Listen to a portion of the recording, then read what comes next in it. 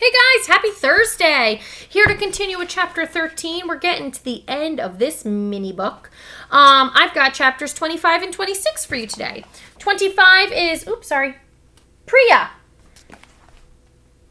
Priya didn't like the idea of just one wish. She didn't like one of anything. She always wanted more. Her family and friends knew that Priya could be a little greedy sometimes.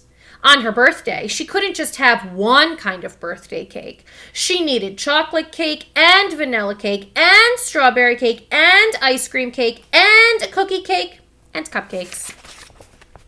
Priya's favorite word was and. She always wanted more. So now that she was face to face with the Grand Djinn, she didn't want to wish for just one measly thing. She wanted all the things. It's even written like that. All the things. So Priya thought of something clever.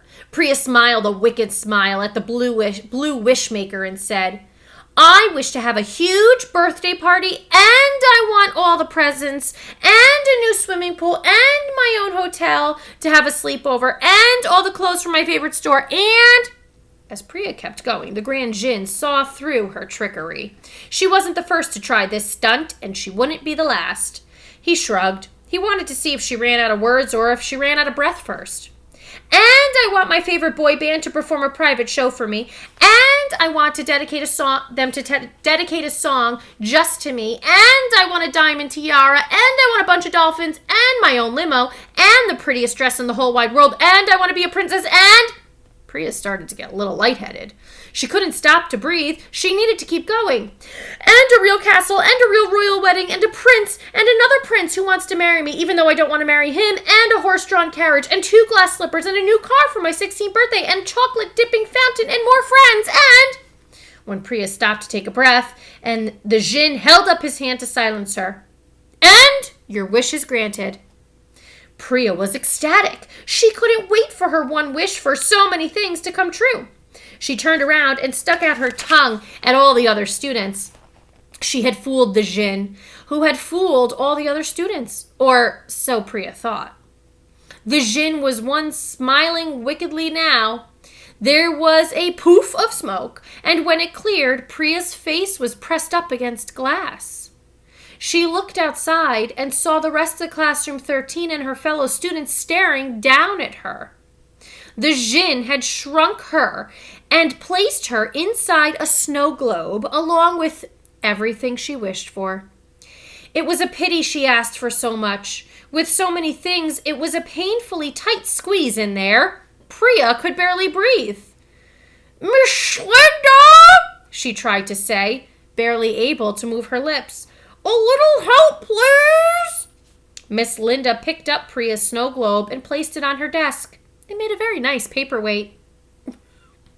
Chapter 26, Zimina. Zimina had what some people refer to as the travel bug. This is just a weird way of saying Zimina likes to travel. There were no bugs involved. Her family was poor, so they rarely went anywhere farther than the grocery store. In fact, Zimina had never left the town she was born in. She had never even seen a different state. Excuse me, sorry. With a global vacation in mind, Zimina told the Djinn her desire. I wish to take a trip around the world with my family. The Grand Djinn snapped his blue fingers. Zimina and her entire family were magically transported onto a plane. They were 39,000 feet in the air, circling the globe. This is so exciting, Zimina said, looking out the window at the clouds and ocean below. Where are we going to land first? We aren't, the flight attendant told her. What?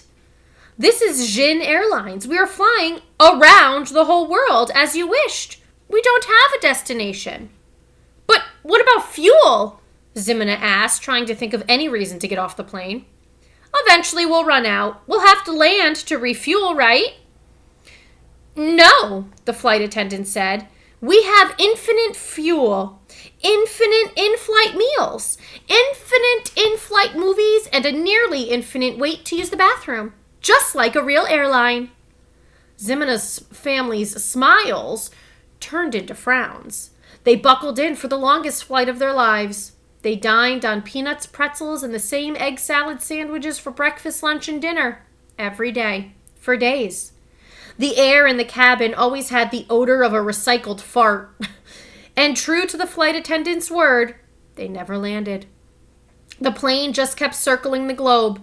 Ximena thought she saw a few famous sights, but she couldn't be sure. Everything looked ant-sized from this high up in the sky. When she got bored, she watched an in-flight movie.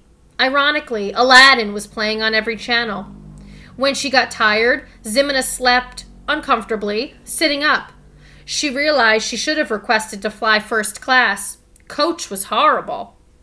When she had to go, she waited her turn, doing the I need to pee dance until her bladder felt like it would explode. And the bathrooms? Let's just say sharing the bathroom with 200 people on a very long flight gets very, very gross. It was a trip Ximena would never forget. Oh, it seems like she's stuck. All right, guys, that's it for me today. Have a wonderful day. See you later.